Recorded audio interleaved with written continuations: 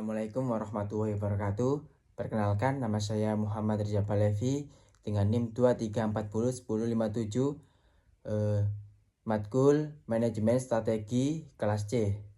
Di sini saya akan menjelaskan tentang studi kasus kecurangan produksi beras PT Jatisari sekarang masuk persidangan. Latar belakangnya itu kasus ini mencuat pada tahun 2017 ketika Satgas Pangan melakukan penggerebekan terhadap gudang PT Jatisari Rezeki, anak usaha PT Tiga Pilar Sejahtera Food Tbk. Perusahaan ini diduga melaksanakan manipulasi kualitas beras dengan cara mengemas beras subsidi atau beras kualitas rendah, lalu melabelinya sebagai beras premium dengan harga tinggi. Kasus ini menjadi perhatian nasional karena berdampak langsung pada ketahanan pangan dan hak konsumen. Nah, masalah utama yang diangkat dalam berita ini adalah dugaan tindakan pidana perlakuan curang dalam produksi dan perdagangan beras. PT Jatisari dituduh melanggar standar mutu pangan dan memasukkan kandungan gizi pada label kemasan dan menjual beras yang tidak sesuai dengan klasifikasi mutu yang dijanjikan kepada konsumen. Pertama, itu identifikasi faktor lingkungan internal dan eksternal. Faktor internal mencakup kekuatan memiliki infrastruktur produksi yang besar dan jaringan distribusi yang luas di bawah naungan grup perusahaan besar. Kedua, kelemahan, lemahnya pengawasan internal atau SOP, integritas manajemen yang rendah dalam mengejar profit, serta ketidakjujuran dalam pencantuman label nutrisi produk. Faktor eksternalnya itu pertama, peluang, tingginya permintaan pasar terhadap kualitas premium di Indonesia. Kedua, ancaman, pengawasan ketat dari Satgas Pangan, regulasi Undang-Undang Perlindungan Konsumen, dan Undang-Undang Pangan yang kuat, serta resikonya reputasi mereka di mata publik. Soal kedua itu lakukan analisis XWOT berdasarkan PT Jatisari. Pertama, kekuatan.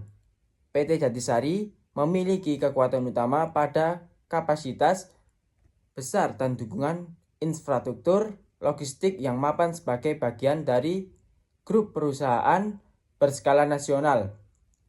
Hal ini memungkinkan mereka menjangkau pasar luas dengan volume pasokan stabil.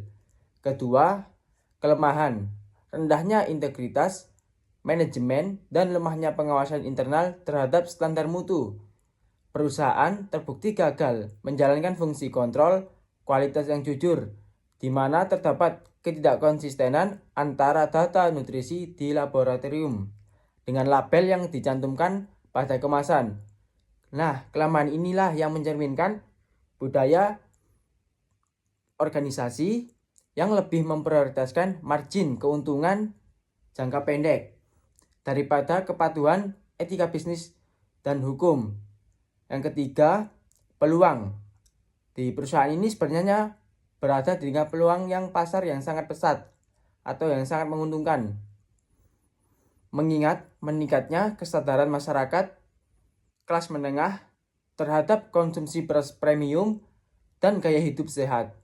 Permintaan terhadap beras berkualitas tinggi memberikan ruang bagi perusahaan untuk berkembang pesat jika dikelola dengan jujur. Yang keempat, ancamannya. Nah, penegakan hukum yang dilakukan dari Satgas Pangan dan kementerian terkait selain resiko pidana dan denda yang sangat besar. Ancaman terbesar lainnya adalah hancurnya kepercayaan konsumen dan mitra peritel modern. Sekali reputasi sebuah merek pangan yang tercoreng itu karena isu keamanan dan penipuan mutu, maka sangat sulit untuk memulihkan posisi tawar perusahaan di mata publik yang semakin kritis.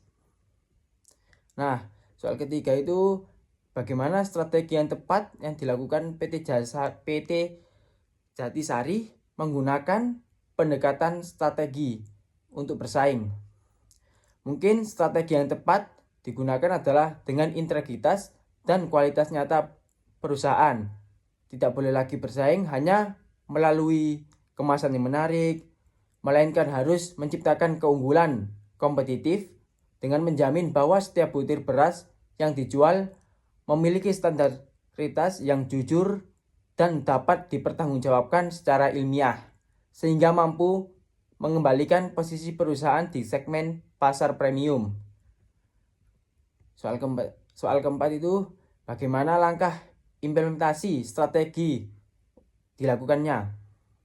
Mungkin langkah yang perlu diambil agar kepercayaan konsumen pulih adalah dengan bersih-bersih internal, seperti pecat pejabat yang terlibat dalam kasus itu, perbaiki sistem laboratorium kualitas, dan undang pihak ketiga untuk memeriksa produk secara rutin.